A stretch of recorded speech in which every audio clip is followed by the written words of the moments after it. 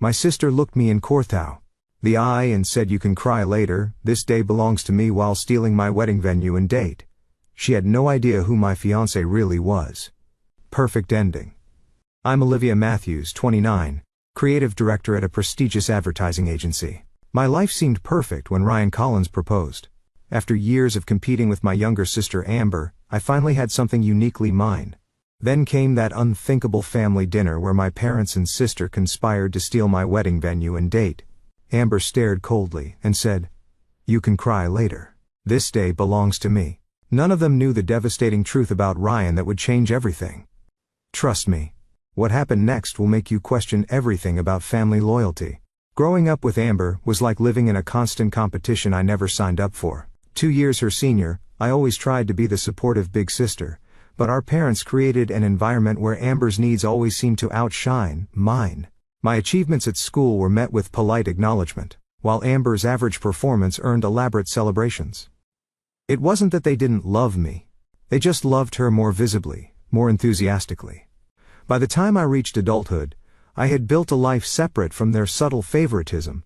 I threw myself into my education and career, eventually landing my dream job as a creative director at Pinnacle Advertising in Chicago. My work became my identity, my colleagues, my chosen family. I excelled at crafting narratives that resonated with people, never realizing my own family narrative was so fractured. I met Ryan Collins during the National Advertising Conference in New York. Tall, with piercing blue eyes and an easy confidence, he approached me after my presentation on emotional storytelling in digital campaigns. "Your understanding of human connection is remarkable," he said, handing me his business card. "I'd love to discuss a potential collaboration." Ryan was different from any man I'd dated before. As the CEO of a financial consulting firm, he exuded ambition and intelligence. Our first date stretched from coffee into dinner as we discovered shared passions for architectural photography, obscure foreign films and kayaking. Within weeks we were inseparable.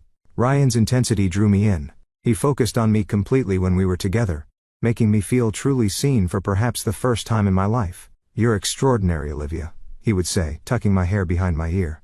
"Most people don't recognize what they have in front of them." 6 months into our relationship, I realized I still knew surprisingly little about Ryan's past. He deflected personal questions with practiced ease, changing subjects or answering vaguely. When I asked about his family, he mentioned they were no longer in contact without elaboration. His social media presence was minimal, and his friends were mostly business associates I rarely met twice. "My work requires discretion," he explained when I questioned the mystery. "I've consulted for high-profile clients who value privacy." This seemed reasonable given his field, and his reluctance to share only made the information he did reveal feel more intimate, more special. When I introduced Ryan to my parents and Amber at Thanksgiving, my mother's approval was immediate and effusive. "He's so accomplished, Olivia, and handsome too," she gushed while Ryan charmed them with stories of business successes. Amber watched him with undisguised interest, asking pointed questions about his income and lifestyle that made me cringe. "Your sister seems very curious about my finances," Ryan remarked afterward, his tone light but expression guarded. "That's just Amber," I sighed. "She's always been focused on status." Ryan proposed 8 months into our relationship during a weekend trip to Lake Michigan. The sunset proposal on a private beach was something from a romance movie, complete with photographer he'd hired to capture the moment. The ring was stunning, a 3-carat emerald-cut diamond that caught the light with every movement of my hand. "I never thought I'd meet someone who understands me like you do," he said as he slipped it onto my finger. "You're my future, Olivia." When I called my parents with the news, my mother's first question was whether Amber had heard yet. "She's been so down lately about her relationship troubles with Jason," Mom said. "Maybe hold off posting on social media until I can tell her personally? You know how sensitive she can be." Despite this familiar pattern, I was too happy to let it affect me. Ryan and I began planning our wedding immediately, securing the Lakeside Gardens venue after discovering they'd had a cancellation for June 15th the following year. It was perfect, an elegant glass structure overlooking the water with gardens blooming with early summer flowers. "It's meant to be," I told Ryan. That date opened up the day after we got engaged. As wedding plans progressed, I noticed Ryan becoming increasingly tense whenever my family was involved. He'd check his phone frequently during our monthly dinners with my parents, and twice made excuses to leave early. When I suggested having his business partner James as a groomsman, Ryan refused without explanation. "There are some complicated dynamics there," was all he would say. "Let's keep this day about us." In retrospect, I should have questioned these red flags. But I was distracted by my growing wedding binder, color swatches, and the persistent need to manage my mother's attempts to involve Amber in every decision. "Shouldn't your sister help choose the bridesmaids' dresses?" Mom suggested. "She has such a good eye for fashion." "Amber isn't even a bridesmaid, Mom," I reminded her. "I've asked my college roommates and work friends." This revelation led to a week of text messages about how excluded Amber felt, culminating in my reluctant invitation for her to join the bridal party. Ryan observed these interactions with a calculating look I didn't fully understand at the time. "Your family has interesting patterns," he noted, after one particularly frustrating call with my mother. "They seem determined to make Amber central to your life events." "It's always been this way," I admitted. "Sometimes I think they had me just to practice for their real daughter."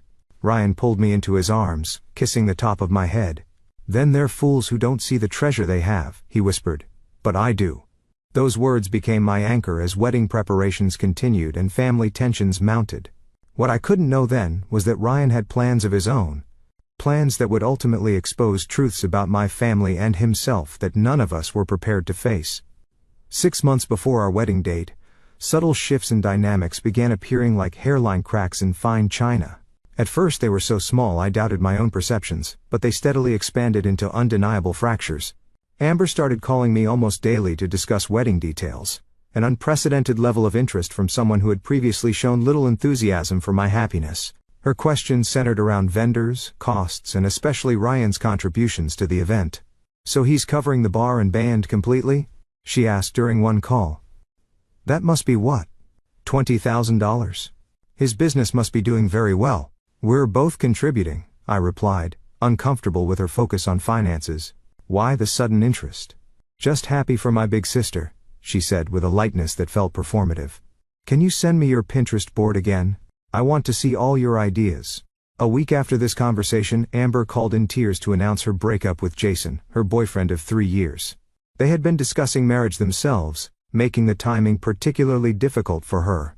"I just feel so alone now," she sobbed over the phone. "Everyone's moving forward except me." Compassion pushed me to invite her for a weekend stay at my apartment, where Ryan and I attempted to cheer her up with movies and takeout. Rather than wallow in heartbreak, Amber seemed unusually composed, asking Ryan detailed questions about his background and business ventures. Ryan answered smoothly, but later commented on her intensity. "Your sister seems very interested in my work," he observed after she went to bed. "Almost like she's conducting an interview." Just 3 weeks after her devastating breakup, Amber introduced a new boyfriend at our parents' anniversary dinner. Michael Patterson was polished and articulate, with an uncanny knowledge of investment strategies that mirrored Ryan's expertise. Even more striking were his stated hobbies: architectural photography and foreign cinema, the very interests Ryan had mentioned during our earliest dates. "How did you two meet?" I asked, noticing Ryan's stiffened posture beside me. "At a coffee shop downtown," Amber said, touching Michael's arm possessively. "It was instant connection. Sometimes you just know, right?" Throughout dinner, Michael directed questions toward Ryan about specific financial regulations and market projections. Ryan answered with professional courtesy, but grew increasingly withdrawn. When Amber mentioned they'd already discussed moving in together, my mother clasped her hands in delight. "This is wonderful. When you know," she exclaimed, never having expressed such immediate approval of any of my relationships. Later that night, I noticed my parents and Amber huddled in conversation on the patio, their voices lowered whenever Ryan or I approached. When I questioned what they were discussing so secretively, my mother quickly changed the subject. "Just catching up, sweetheart. How are those wedding plans coming? You know, flexibility is important with these big events. Sometimes things need to change for everyone's benefit." The comment seemed odd, but I dismissed it as my mother's typical vague wisdom. Ryan, however, was unusually quiet during our drive home. "Your sister's new boyfriend seems familiar with my industry," he finally said. "Has she mentioned how long they've actually known each other?" Before I could respond, his phone buzzed with a text that made him frown. "Sorry. Work emergency," he muttered, pulling over to type a lengthy response. Another warning sign I failed to properly interpret. The following week, Amber insisted on joining me for a meeting with my florist, arriving with a portfolio of ideas. Suspiciously similar to my own carefully curated selections, she dominated the conversation, suggesting alternatives to my choices and repeatedly using phrases like "we were thinking" when discussing my wedding. During a coffee break, Amber accidentally spilled her latte across my wedding planner book, ruining months of notes and swatches. Her apologies seemed performative, especially when she immediately offered to take over some planning aspects to reduce my stress. Returning home early from work one day, I found Amber in my apartment, supposedly dropping off a wedding magazine she thought I'd enjoy. Flipping through it later, I discovered pages marked with post-its noting exact replicas of my wedding concept. Same color scheme, similar dress style, even cake designs matching mine. In the margins were calculations and notes about vendor contacts. Disturbed, I called my best friend Tara to share my concerns. "I think Amber is copying my entire wedding plan," I explained. "It's like she's creating a blueprint of everything I've chosen." "You know how she's always been with your stuff," Tara reminded me gently. "Remember when she wore your prom dress to her own prom after you'd specifically bought different ones? Or when she applied to your dream college right after you were accepted? This seems like classic Amber, just on a bigger scale. But why would she duplicate a wedding when she's only been dating Michael for weeks? It makes no sense. Unless," Tara hesitated. "Unless she's planning something more immediate. Watch your back, Liv. Something doesn't feel right here." 2 days later, Ryan returned from a business dinner looking troubled. He claimed it was work stress, but changed the subject when I pressed for details. That night, I woke to find him having a hushed phone conversation in our bathroom. "It's not time yet," I heard him whisper. "Trust me, I know what I'm doing." When questioned, he claimed it was an international client calling from a different time zone. His explanation was reasonable, but doubt had begun to take root in my mind. Both my sister and my fiancé were behaving strangely, and some invisible thread seemed to connect their behavior in ways I couldn't yet understand. The text from my mother arrived on a Tuesday morning. "Family emergency. Dinner tonight. 7 p.m. Everyone must attend." No explanation, no details, just the imperious summons I'd grown accustomed to throughout my life. "Should we bring anything?" I texted back, imagining various scenarios from health scares to financial troubles. "Just yourselves, and open minds," came her cryptic reply. I spent the day distracted at work, running through possibilities. When I shared the message with Ryan, he seemed unsurprised, almost as if he'd been expecting something like this. "Whatever it is, we'll handle it together," he said, squeezing my hand with reassuring pressure that didn't quite reach his eyes. We arrived at my parents' home to find Amber's car already in the driveway, along with an unfamiliar luxury sedan I assumed belonged to Michael. The atmosphere inside was tense, but with an undercurrent of anticipation that confused me. My father poured drinks without meeting my eyes, while my mother fussed unnecessarily with appetizers arranged too perfectly. "To be impromptu, what's going on?" I finally asked after 20 minutes of stilted small talk. "Mom said there was an emergency." My father cleared his throat, glancing at my mother before addressing me. "Olivia, we need to discuss something important. Something that affects the whole family." "Are you sick? Is someone sick?" Panic fluttered in my chest. "No, nothing like that," my mother interjected quickly. "It's about finances and timing." What followed was a carefully orchestrated revelation that must have been rehearsed before our arrival. My father explained that their investments had experienced unexpected complications, significantly reducing their ability to contribute to my wedding as promised.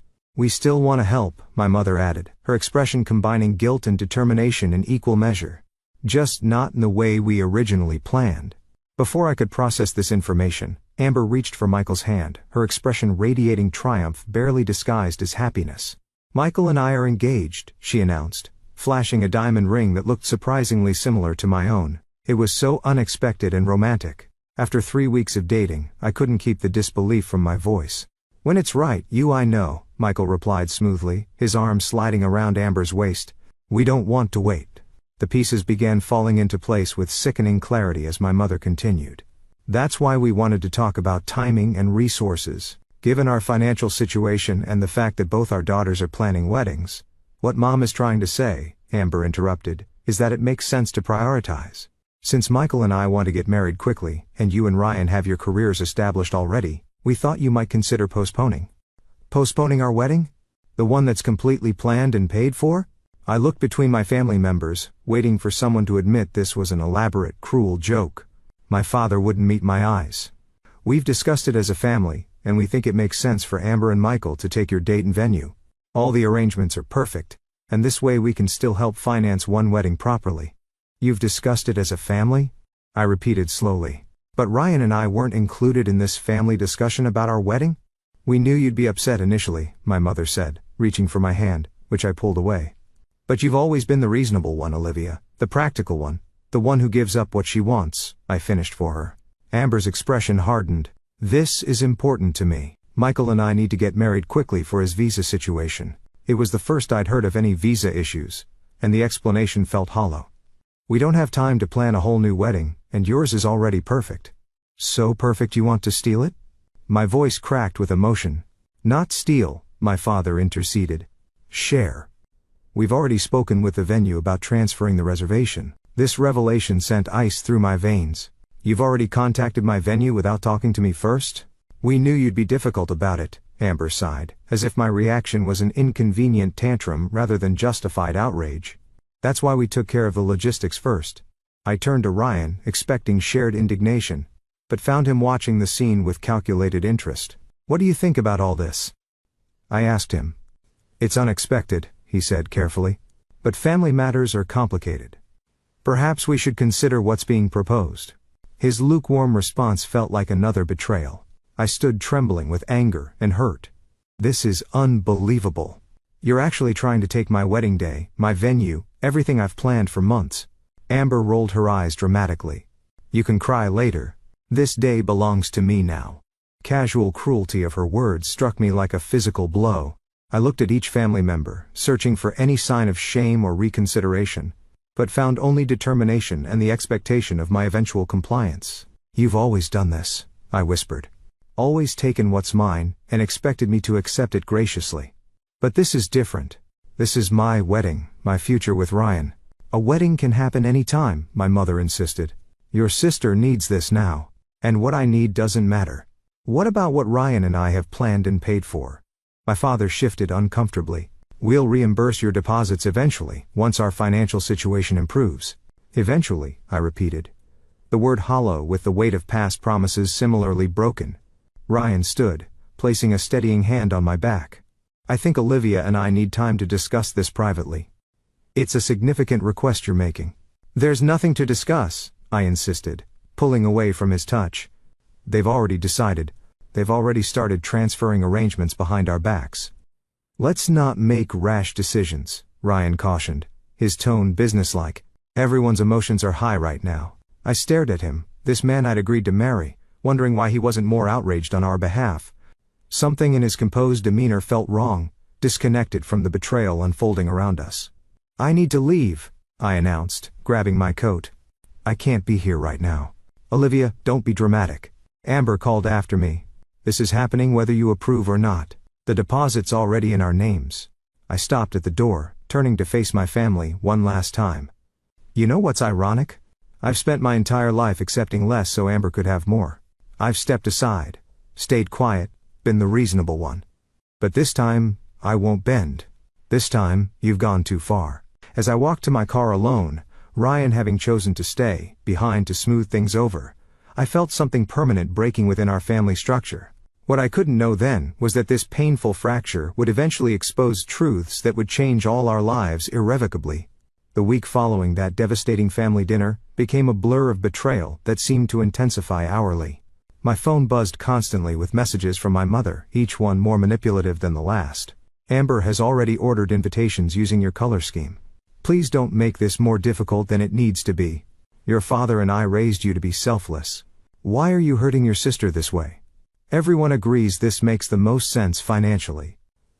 Why can't you see that? I stopped responding after the third day, unable to stomach their collective gaslighting.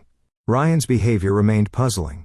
Rather than offering support, he suggested we take the high road and find another venue for later in the year. Your family relationships are important, he insisted while I sobbed on our couch. Sometimes compromise is necessary to maintain those bonds.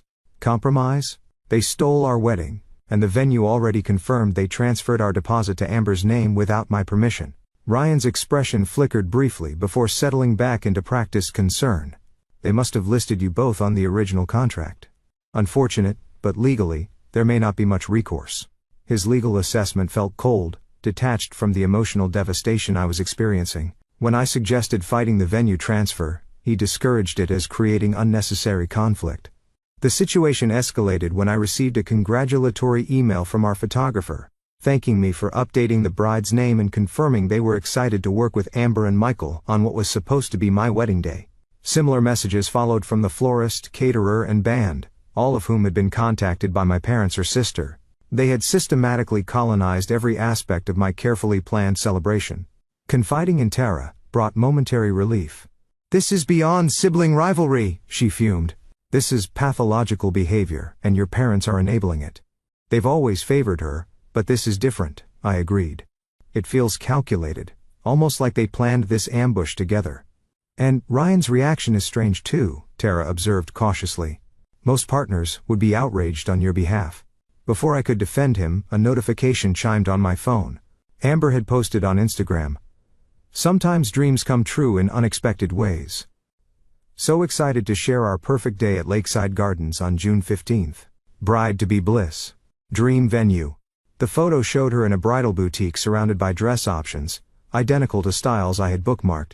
The caption included details matching my wedding concept boards, down to the signature cocktails and first dance song. The calculated precision of her theft was stunning.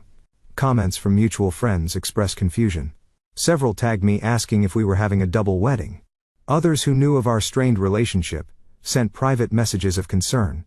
The public nature of Amber's announcement made the betrayal even more humiliating. That evening, I discovered Ryan had deleted several password-protected files from our shared cloud storage, including financial documents related to wedding expenses.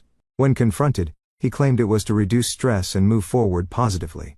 His explanation felt hollow, adding to my growing unease about his true motives. 2 days later, while shopping for stress relief, I encountered Amber at the same bridal salon where I'd ordered my dress. She was modeling a gown suspiciously similar to mine, surrounded by fawning attendants and our beaming mother. "What are you doing here?" I demanded, interrupting their champagne toast. Amber barely flinched at my presence. "Finalizing my wedding dress, obviously. You weren't responding to Mom's texts about returning your deposit, so I chose something similar." "Similar? That's practically identical to my dress. Are you actually trying to become me?" Our mother intervened, ushering me toward the exit. "Olivia, please. You're making a scene. Amber chose this design independently. It's not her fault you both have similar taste." "Similar taste?" I laughed bitterly. "She has studied and copied every single detail of my wedding. This isn't coincidence. It's obsession." Amber approached, her expression cold despite her bridal finery. "You always think everything is about you. Has it occurred to you that maybe I deserve this more? That maybe I've always deserved the best things more than you? What are you talking about? What could possibly justify stealing my wedding?" "I've always been their favorite," she stated with chilling certainty. "I'm just claiming what should naturally come to me first. You had your chance to shine. Now it's my turn. Maybe your precious Ryan understands that better than you do." Her cryptic reference to Ryan triggered alarm bells. "What do you mean by that?" Amber simply smiled, turning back to the mirrors. "Nothing. Just that sometimes people recognize where the real value in a family lies." That night, I returned home earlier than expected from dinner with Tara to find our apartment empty. Ryan had texted that he'd be working late, but his laptop remained on the kitchen counter. When his phone buzzed with a message, I glimpsed a text from an unsaved number. "Meeting confirmed. MP bringing documents. 10 p.m. Riverdale Hotel." MP, Michael Patterson? The coincidence seemed too significant to ignore. Acting on impulse and rising suspicion, I drove to the Riverdale Hotel, a discreet business establishment on the city's edge. In the dimly lit bar, I spotted Ryan and Michael in deep conversation, heads bent over documents spread between them. Their body language suggested conspiracy rather than new acquaintance. I remained hidden, watching as they exchanged papers and Ryan passed what appeared to be a USB drive. Their interaction had none of the awkwardness of in-laws meeting through difficult circumstances. They moved with the synchronicity of long-established collaborators. The final breaking point came the following morning when an ivory envelope arrived by courier. Inside was an elegant invitation to the wedding of Amber Matthews and Michael Patterson at Lakeside Gardens on June 15th. The design was an exact replica of invitations I had custom created with an independent designer. Down to the personalized monogram I'd spent weeks perfecting. The only difference was the substitution of Amber's initials for mine. Accompanying the invitation was a handwritten note from Amber. "Hope you can attend as a regular guest. We've decided not to include you in the wedding party, after your recent emotional outbursts. Maybe seek professional help before the big day. The calculated cruelty crystallized everything I'd been feeling into cold, clear resolve. This wasn't just about a wedding anymore. Something deeper and more sinister was occurring. The coincidental connection between Ryan and Michael, their secret meeting, the methodical takeover of my wedding, and my family's uncharacteristically unified front, all pointed to a larger scheme I couldn't yet fully comprehend. I placed the invitation on my kitchen table and made a decision. It was time to discover what Ryan was hiding, what connection he had to Michael, and why my sister seemed so confident in claiming not just my wedding but seemingly my entire life. The mysterious hotel meeting between Ryan and Michael haunted me. Their comfortable familiarity contradicted Ryan's claim that they'd only met through our families. Something didn't add up, and my professional instincts told me I was missing crucial pieces of a larger puzzle. My first real clue came accidentally. While searching for tax documents in Ryan's home office, I discovered a passport in the back of his desk drawer. It showed his familiar face, but bore the name Richard Collins, not Ryan. The birth date was different too, making him 4 years older than he'd claimed. When questioned that evening, Ryan dismissed it smoothly. That's my official passport. Ryan is my preferred name professionally. Many executives use variations for security reasons. His explanation seemed plausible on the surface, but his eyes darted away too quickly, a tell I'd noticed when he was concealing something. That night, I waited until Ryan's breathing deepened with sleep before carefully examining his phone. His password, my birthdate, unlocked a device remarkably devoid of personal history. No photos older than our relationship, minimal contacts, and an email app missing any messages beyond 6 months ago. It was as if Ryan Collins had materialized fully formed the day we met. I need help, I admitted to Tara over coffee the next morning. Something's wrong with this whole situation. What kind of help? She asked, noting my exhausted appearance. Professional help. Do you still have contact with that private investigator your law firm uses? Tara's expression grew serious. You think Ryan is involved in something illegal? I don't know what to think anymore, but I need facts, not more confusion. By that afternoon, I had hired Samuel Reeves, a former FBI agent turned private investigator specializing in financial fraud. His retainer depleted my personal savings, but something told me this investment would prove invaluable. Start with these, I instructed, providing Ryan's claimed information and the passport details, and look into connections with Michael Patterson. I need to know if they knew each other before my sister allegedly met him. While awaiting the investigator's findings, I conducted my own research online. Ryan's company website listed impressive credentials and client testimonials, but deeper digging revealed these references couldn't be independently verified.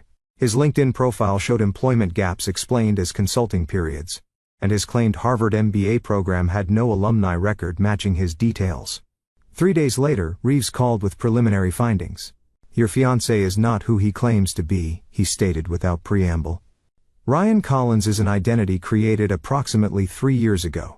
His real name is Richard Cowan, former CFO of Meridian Investments, who resigned suddenly amid an SEC investigation into fraudulent accounting practices. My stomach dropped. Fraudulent practices? He was never formally charged, but several investors lost millions. The case was settled privately, with Cowan agreeing to leave the financial sector permanently. But he's running a financial consulting firm now, I pointed out. Exactly, under a new name with carefully constructed credentials. It's sophisticated identity manipulation, just legal enough to avoid obvious fraud charges. And, Michael Patterson. Any connection? That's where it gets interesting, Reeves continued. Patterson is actually Martin Petrovich, former legal counsel at Meridian, who helped structure the settlements that kept Cowan out of prison. They've worked together for years. The revelation hit me like a physical blow. Ryan, or rather Richard, had been lying about his identity from the moment we met.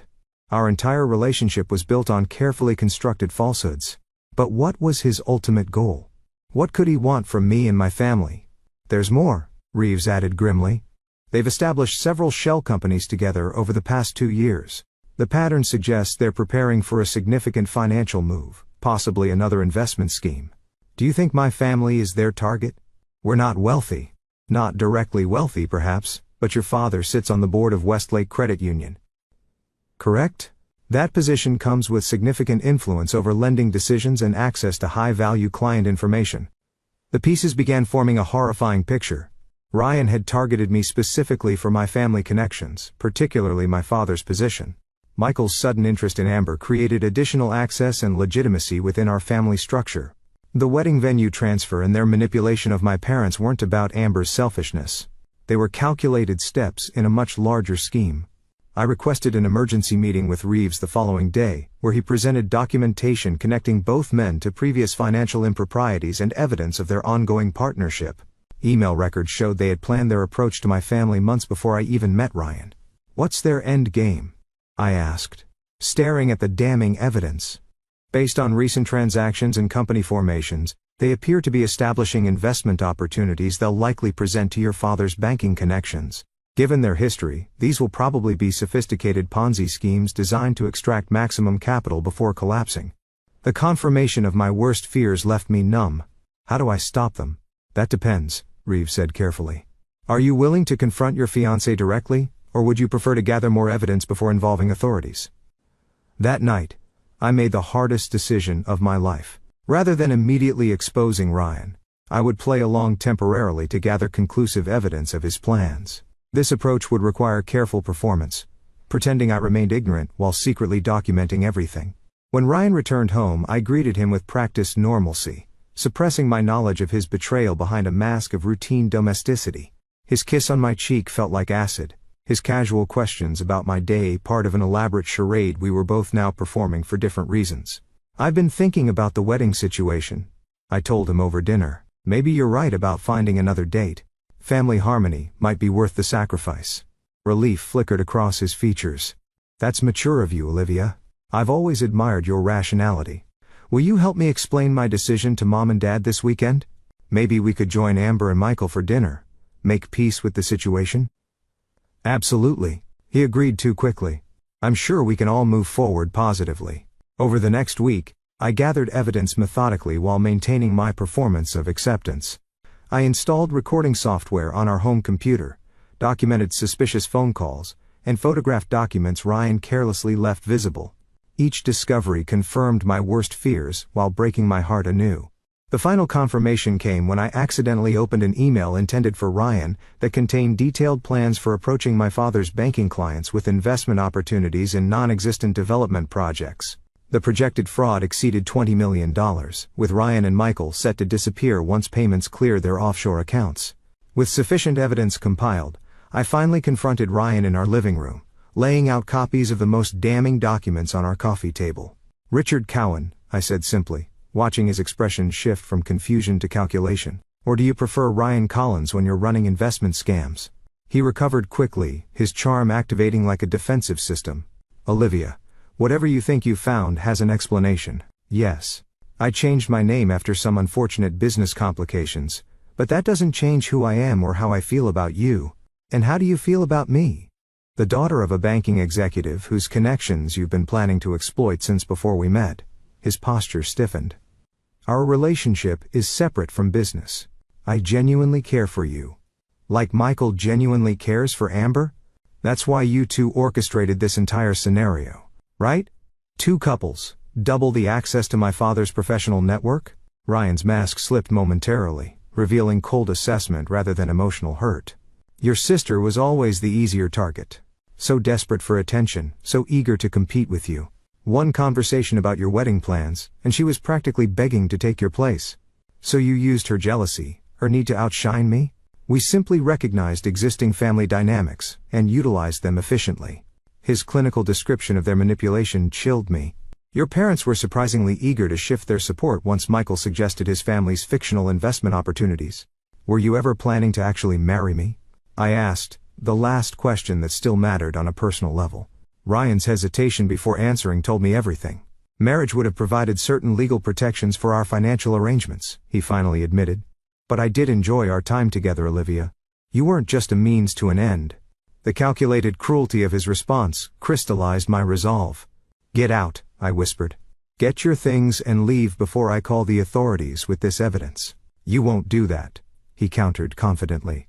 Exposing me means humiliating your family publicly. Your parents would lose standing in the community. Your sister's heart would break. You've spent your entire life protecting them, even at your own expense. You won't stop now. His certainty, his assumption that my lifelong pattern of sacrifice would continue even in the face of this betrayal, sparked something new within me. For the first time I saw clearly how my family's dynamic had made me vulnerable to manipulation, how my acceptance of always coming second had attracted a predator specifically looking for someone accustomed to putting others first. "You're wrong," I replied, my voice steady.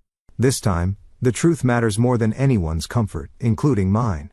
As Ryan gathered his essential belongings, warning me that this won't end well for anyone, I faced an impossible decision. How to protect my family from imminent financial fraud, while revealing the painful truth that would shatter their trust in Amber's relationship, and expose our parents' favoritism as the vulnerability it had always been. With Ryan's deception confirmed, I needed to warn my family before irreparable damage occurred. My first impulse was to call my parents immediately, but experience suggested they might dismiss my concerns as jealousy or overreaction. This situation required irrefutable evidence presented strategically.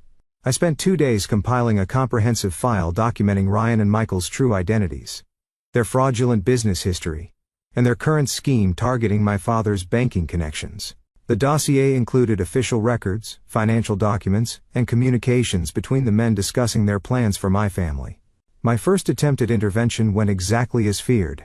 I called my parents requesting an urgent meeting about concerns regarding Ryan and Michael's backgrounds. My mother immediately bristled. "Olivia, we understand you're upset about the wedding, but trying to sabotage your sister's relationship is beneath you," she scolded.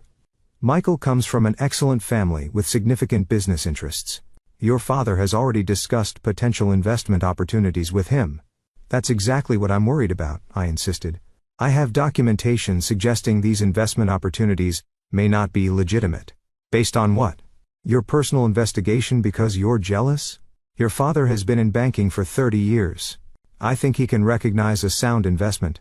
When I attempted to explain the evidence, my father took the phone. "Enough, Olivia. Your behavior is becoming concerning. Perhaps you should speak with someone professionally about these conspiracy theories." Their dismissal, while frustrating, wasn't surprising. Their judgment had already been compromised by Michael's careful manipulation and their own predisposition to favor Amber's interests. I would need a different approach. Next, I attempted to reach Amber directly, hoping that beneath her competitive nature existed some sisterly bond that would make her receptive to the truth. I invited her for coffee, framing it as a reconciliation attempt.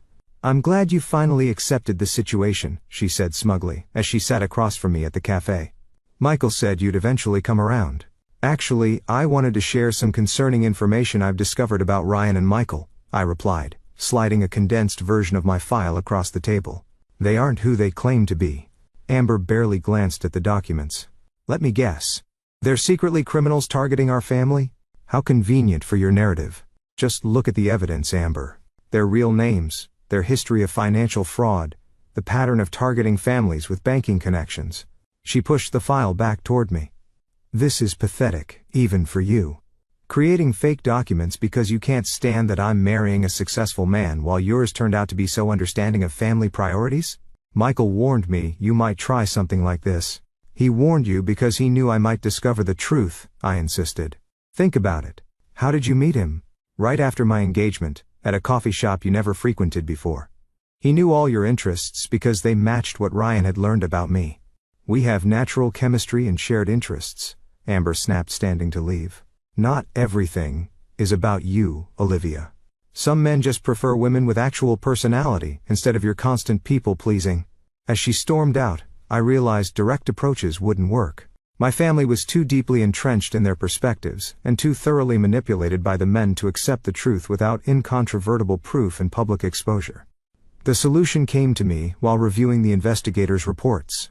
Ryan and Michael were planning to present their fraudulent investment opportunity at Amber's rehearsal dinner, where my father had arranged for several bank colleagues to attend. This event would be their moment to secure commitments before disappearing with investor funds after the wedding. I needed to expose them publicly in a setting where they couldn't control the narrative or dismiss the evidence. But timing would be crucial. Acting too soon might allow them to regroup, while waiting too long risked legitimate investments being made. Working with Reeves, I compiled a presentation detailing their scheme, focusing on factual evidence rather than personal betrayal. I also contacted Special Agent Lisa Harrington at the FBI's Financial Crimes Division, sharing evidence of the pending fraud. While insufficient for immediate arrests, The information placed Ryan and Michael on their radar.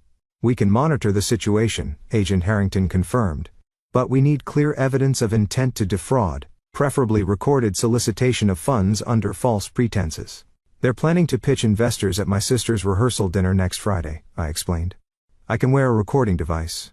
"That would help build our case," she agreed. "But understand, confronting them publicly comes with risks. These men have built their careers on manipulation. They won't surrender easily." I spent the intervening days in careful preparation, rehearsing what I would say, and anticipating their counter-arguments. I also made peace with the likelihood that my relationship with my family might never recover from this revelation. By exposing Ryan and Michael, I would also be exposing my parents' willingness to sacrifice my happiness in my sister's calculated betrayal. The rehearsal dinner was held at Lakeside Gardens, the very venue that should have hosted my wedding. Entering that space, seeing the decor that mirrored my original plans, brought a sharp pain I pushed aside to focus on the task at hand. I wore a recording device provided by the FBI. Concealed in a brooch, Agent Harrington assured me was undetectable. My parents greeted me with surprise and visible discomfort. "We weren't sure you'd come," my mother admitted, "given the circumstances." "I wouldn't miss my sister's rehearsal dinner," I replied simply. Amber kept her distance, clearly having warned others about my unstable behavior. Ryan and Michael worked the room confidently, focusing particular attention on my father's banking colleagues.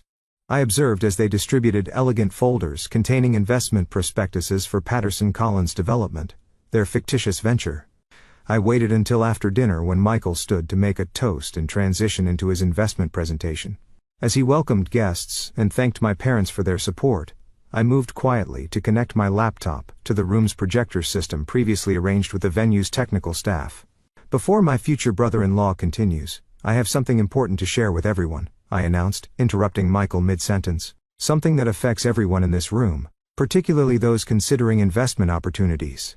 "Olivia, this is inappropriate," my father warned, half rising from his seat.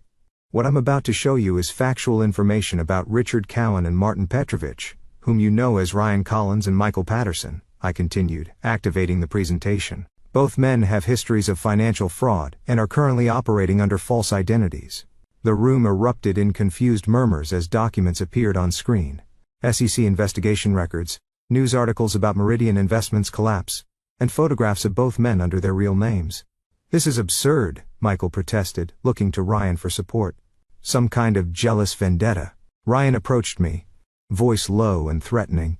"Stop this now. You're making a serious mistake." "The mistake was thinking I would protect your scheme to preserve family peace," I replied loudly enough for others to hear. The presentation continued with timeline evidence showing their coordinated approach to our family, followed by details of their current investment fraud. Banking professionals in the audience began examining the investment materials with new scrutiny, whispering among themselves. Amber stared at the screen in growing horror, particularly as emails between Ryan and Michael appeared discussing her as an ideal secondary target and leverage point for accessing senior banking relationships. "Michael, tell me this isn't true," she pleaded, her voice small and uncertain. Before he could respond, Agent Harrington and two colleagues entered the room, having monitored the situation from outside. "Richard Cowan and Martin Petrovich, we'd like to speak with you regarding allegations of wire fraud and securities violations." What followed was chaos. Ryan attempted to leave through a side exit, but was intercepted by FBI agents. Michael launched into a convoluted explanation about misunderstandings and legitimate business restructuring. My father's banking colleagues quickly distanced themselves, several thanking me quietly for the warning. Amid the commotion, I found myself face to face with Amber, tears streaming down her face. "You knew," she accused. "You knew and tried to tell me." "I tried," I confirmed without satisfaction. "They targeted both of us, Amber. Used our family dynamics against us. But how could I have been so wrong about him? About everything?"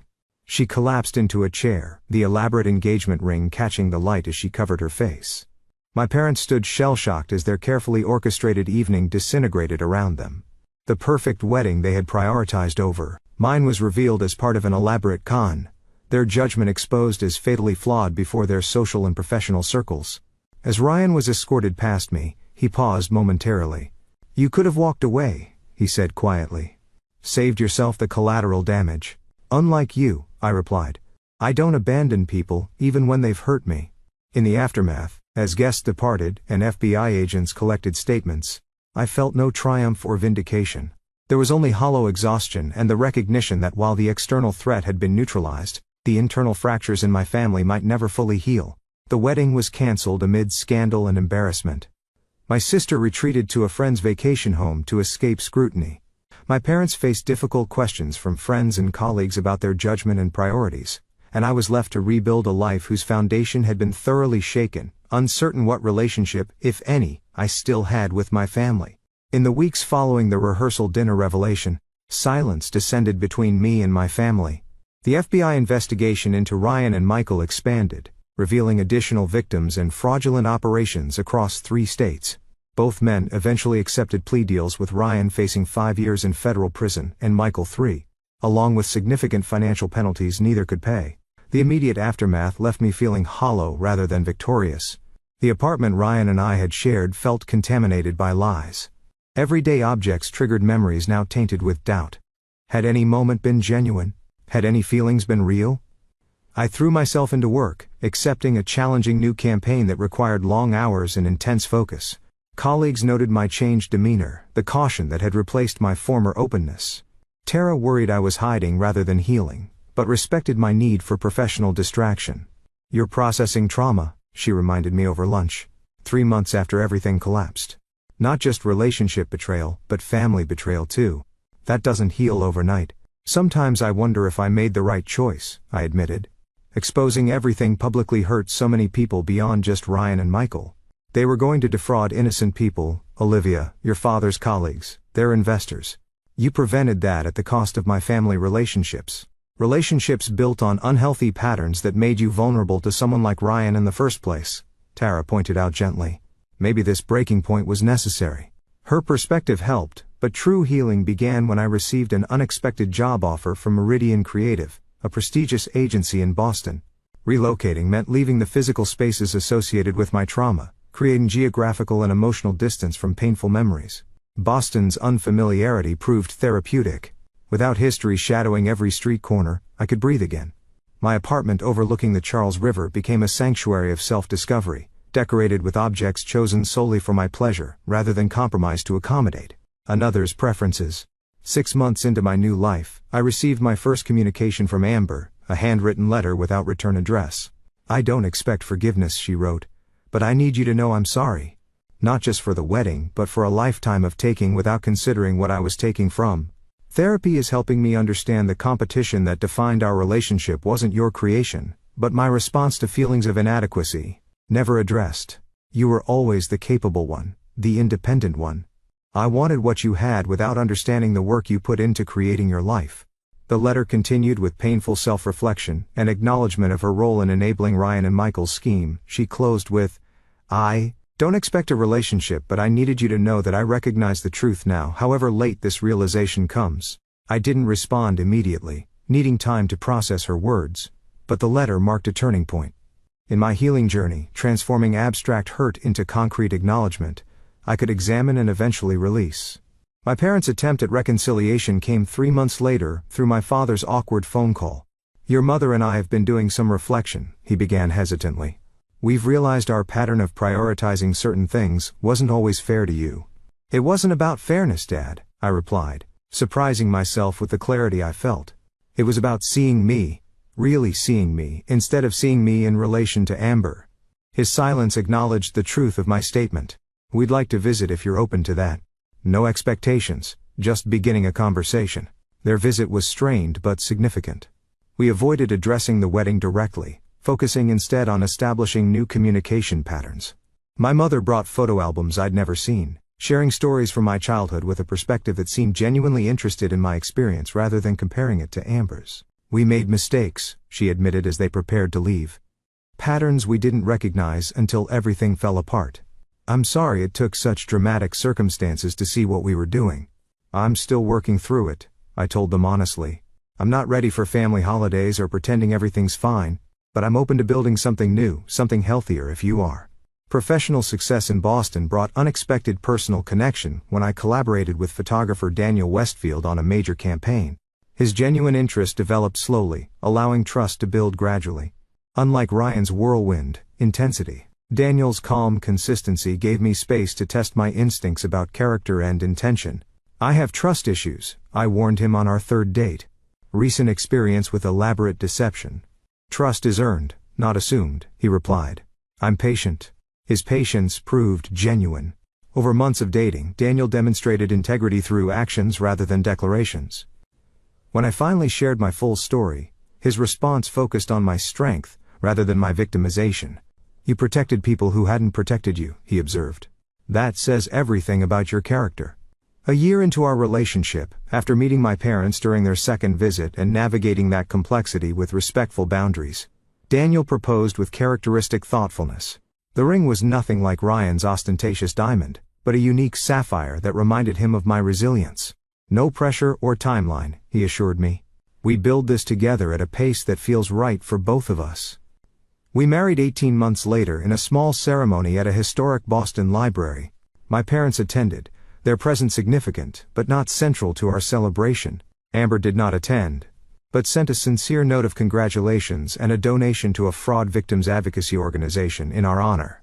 A gesture that acknowledged our history, while respecting our present boundaries. The wedding was entirely our own creation without reference to past plans or others' expectations.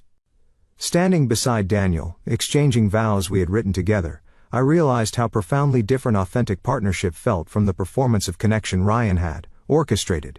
3 years after the catastrophic family dinner that had upended my life, I find myself in a place of unexpected peace. My relationship with my family remains a work in progress, defined now by careful honesty rather than assumed obligation. Amber and I exchange occasional emails, building a tentative connection based on adult recognition rather than childhood patterns. The most important lesson emerged slowly through therapy and reflection. Intuition speaks truth when we listen. I had sensed things were wrong with Ryan, with my family's behavior, with the entire situation, but years of conditioning had taught me to doubt my perceptions when they conflicted with others' narratives. Learning to trust my internal warning system became my most valuable growth. Today, when I look at the life I've built from the ashes of betrayal, I feel neither bitterness nor regret, but profound appreciation for the authentic connections now forming the foundation of my experience. The pain that once seemed unbearable became the catalyst for liberation from patterns that had limited me since childhood. True freedom, I've discovered, isn't found in escaping those who have hurt us, but in transcending the internal beliefs that kept us vulnerable to their manipulation. My sister stole my wedding with my parents' blessing, but in doing so, they inadvertently released me from the obligation to maintain unhealthy family dynamics. The truth about my fiancée destroyed her planned celebration, but it also destroyed the limitations I had accepted as normal for far too long. Have you ever had to rebuild trust after profound betrayal?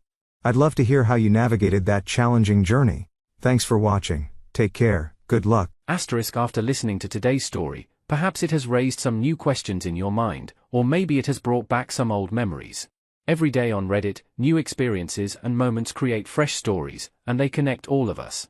Everyone has their own unique journey in life, and we all try to understand the world in our own way. These kinds of moments remind us that we are all human, sometimes happy, sometimes sad, and always learning something new. If you enjoyed this story, feel free to share it with your friends. Your thoughts and feedback are always valuable to us, as they motivate us to create even better content. Every story has its own unique angle, and our goal is to understand everyone's perspective and make our content diverse and relatable. Stories like these help us realize that life's journey is different for everyone, and by hearing other stories, we learn something new. You can also share your own stories with us. Your experiences are valuable to us as well, and if you enjoyed this video, please leave your feedback. We aim to create content that brightens your mind and gives you new ideas every time. If you've already seen this video before, your feedback is still important. With every piece of feedback, we can improve our content and bring a new perspective to our viewers. Today, what we saw was just a small part of the many stories shared on Reddit and across the world. It's a reminder of how we all try to understand life by sharing our experiences with each other. This video was only an example of how we try to connect with others through storytelling, learning about different sides of life. We hope to continue sharing such stories that help us all learn and grow together. Thank you for your time, and don't forget to keep an eye out for more stories coming soon. If you haven't already, please like and follow for more amazing content. Your support keeps us going, and we will strive to bring you more thought-provoking and heartwarming stories. Until next time, take care and stay curious. **